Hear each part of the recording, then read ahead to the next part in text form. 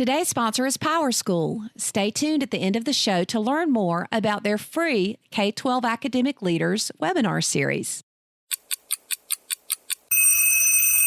Happy Motivational Monday. Today, I challenge all of us to be kind and to be considerate of others. And Morgan Toal will inspire us with the Thank You Project, episode 356.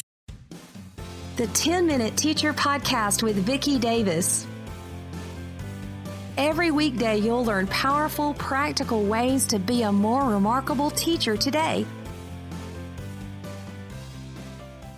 So today we're talking with Morgan Toal from New Jersey. She is entering her 12th year of teaching, and this year she's teaching 8th grade language arts. And Morgan, we want to talk about your Thank You Project. What is the Thank You Project? The Thank You Project has developed over a number of years. Many years ago, when I was teaching high school, a student had made me a card to say thank you for something and signed their name by John Smith on the front of the card. And when I asked why, they said, well, that's where you put your name, on the front of a card. And it struck me as kind of silly, and I just kind of brushed it off. And a year later, I got something very similar where another student had written me something and again signed their name on the front. And I thought, well, this is weird. And so kind of showed them how to write a thank you letter. It sort of morphed into that. And now it has become this massive end of the year final culminating project for my students. Throughout the school year, they'll write various thank yous here and there. If it's guidance counselor week, we'll write a little message to their guidance counselor. Or we've had someone come into class and do something, we'll write a little thank you letter.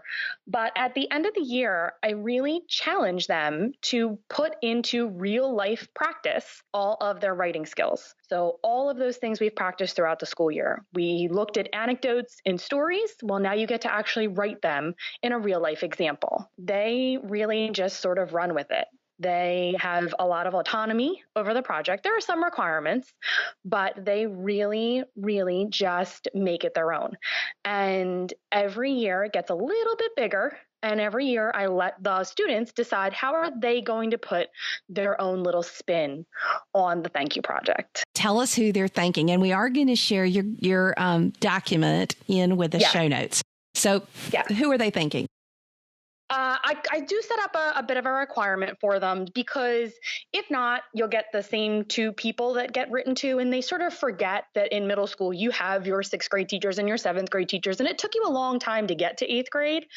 I have them thank teachers from 6th grade, 7th grade, 8th grade, the administration, guidance counselors, and then this year, the past students that I had last year actually added in the bus drivers and lunch ladies, and they said, we really feel like they're not acknowledged enough. And so they came up with the idea to add them onto that list, which was a great thing to see and really shows that, they might be 8th graders, but they are observant and they do notice people, and that being kind is not necessarily lost on this generation. What happens when teachers and others receive these notes?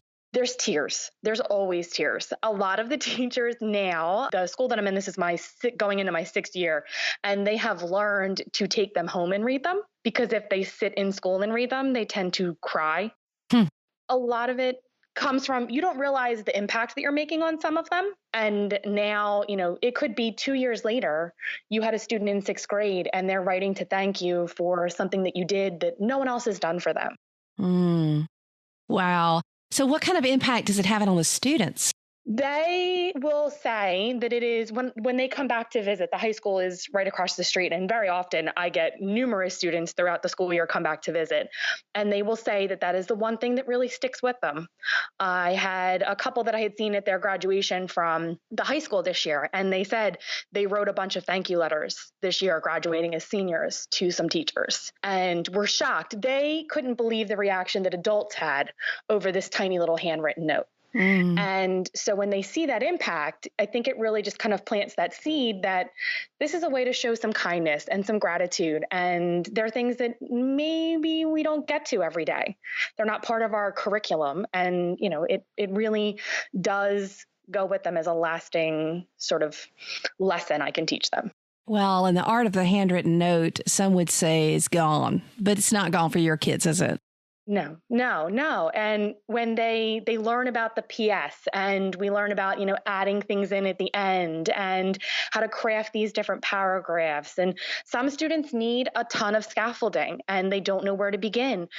And so, we'll build that in and we'll work on different mini lessons as they're going through it. But when they really kind of have that confidence that it's okay to sort of make my own spin on this, that they really do blossom as writers for this little handwritten note, and they take some very long time to do it. I have a whole pile here with me. There are hand decorated envelopes with Harry Potter pictures on the outside because they know I'm obsessed with Harry Potter, and they put stickers on them, and they get to know our personalities as adults, and they really are able to show that connection.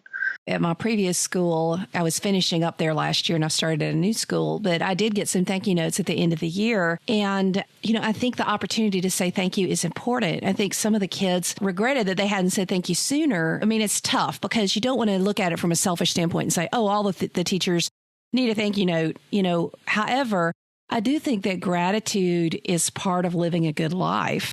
Yes.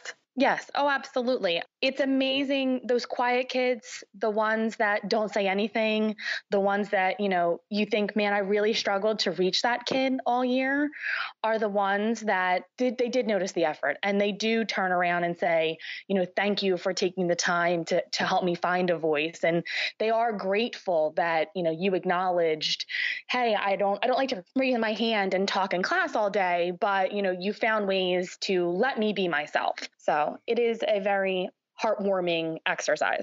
So, Morgan, have you ever made a mistake as you're trying to guide through this project? Because you've been doing it for a while, so you've probably learned what not to do, right? Yes. So we had one time where a student took sort of a passive aggressive stab at a teacher for something that had happened. It is difficult when the kids are writing 14 and 15 letters apiece for me to make sure that every single word is okay. It does take a very long time for me to go through all of them. And between his rough draft and his final, he added a couple of sentences that were not the nicest thing to have said. He wasn't totally mean, but it was not the nicest thing to have been said. So now we have a big discussion over, this is why you're doing this project. And if you don't have that nice thing to say, then just don't write to that person because they're never going to know. Yeah. So you learned from that. Anything else? Yes, it does take some time because I do require the students to handwrite the letters. So we spend all year using the computers and they're typing constantly, and their typing rate increases fantastic. But when it comes to actually handwriting the letters, it does take them a little bit of time. Okay. So how long does it take because each kid is writing how many letters? This year, they wrote, I believe it was 9 total letters. So I had about the final 2 weeks of class for them to do that. Now, our last 2 weeks involve graduation practice, and there's some half days in there. So we don't have our full class time, but I take about the last 2 weeks of school, and this is what I use for those last 2 weeks. Awesome. What do you feel like you're teaching with this? I mean, obviously there's some handwriting and some letter writing. What are the pieces of the standards that you feel like you're covering? I really think that they're getting to that sort of expository writing, narrative writing for some of them. They're really getting that chance to make sure that their writing makes sense, that it is fluid, that everything has that sort of beginning, middle, and end. So we're looking at sort of the end of those writing standards where they have to be able to put it all together. Does your sentence structure make sense? Do you have correct grammar and usage? Because if this doesn't make sense to the person that's reading it, well, you sort of missed the whole point. It really forces them to slow down and to step back and to say, okay, I really need to look at the writing process and what I'm doing. So Morgan, is there ever a time where you have students rewrite letters? Oh, yes. They will start with one version and we sort of make a list of, okay, who do you think you want to write to in this category? So take a look at your 7th grade teachers. Who are 2 teachers that stand out? Well, I really only have one, but could I substitute in this 6th grade teacher and write it to an extra one? Sure. Go ahead. Yeah. So there's a lot of flexibility for them. They'll sit down and they'll make their list. And then we start to recall some of those really fond memories. Why does this person stand out to you? How did they impact your education? It took a lot to get you to this end of 8th grade, this big step. You're transitioning to high school. How did these people impact you? And so we sort of make a chart, or they'll, draw, or they'll brainstorm in some way. And then we kind of just run from there. Do you ever have a case where you have teachers not getting thank you letters and you try to steer somebody in that direction? Or what do you do about that? Honestly, they cover every subject area. There are some teachers might only get 1 or 2, and some teachers might get 57 letters. But I really want the kids to make that choice. I don't really want to impact them and say, well, you really should be writing to so-and-so.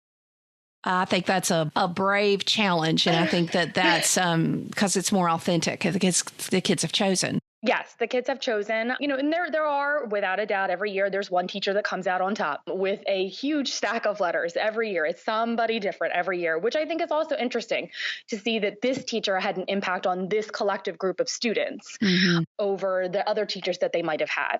So, and now there are some of the other 8th grade teachers are also doing it with their students. So it really has kind of spread and run through the building where there's a large portion of the staff is getting letters. Well, I think that all of us need to remember how important it is to say thank you, how important it is to have a handwritten note that we share with others, to tell people that we care, to tell people we're thinking about them, to pass along encouragement, and to teach our students to do this as well. Thank you, Morgan, for sharing this with us, and thank you for sharing the actual information, because all of our listeners will really appreciate getting that too. Thanks. And I will say that as the school year gets ready to start for us in New Jersey, I dug out my big pile from the end of the school year last year, and I will reread these the night before our first day of school, because it is really a motivator for me to see that I can make huge change for my students. So that is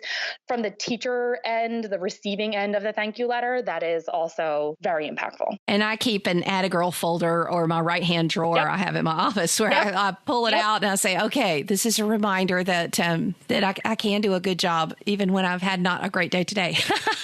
Yes, exactly. Check out PowerSchool's Academic K-12 Leader Series, including the upcoming webinar on best practices for a balanced assessment system. You can also access the on-demand webinars, including Deeper Learning, Harnessing the Power of Collective Efficacy, Understanding the Change in Learners and the Secret to Personalization, and then also My Digital Dozen, Cool Cat Teacher's 12 Tips for Building Your Digital Classroom. Just go to coolcatteacher.com/PowerSchool webinar and learn more about this series and the PowerSchool Unified Classroom. PowerSchool is the only SIS and LMS that I recommend. Thank you for listening to the 10-Minute Teacher Podcast. You can download the show notes and see the archive at coolcatteacher.com/podcast. Never stop learning.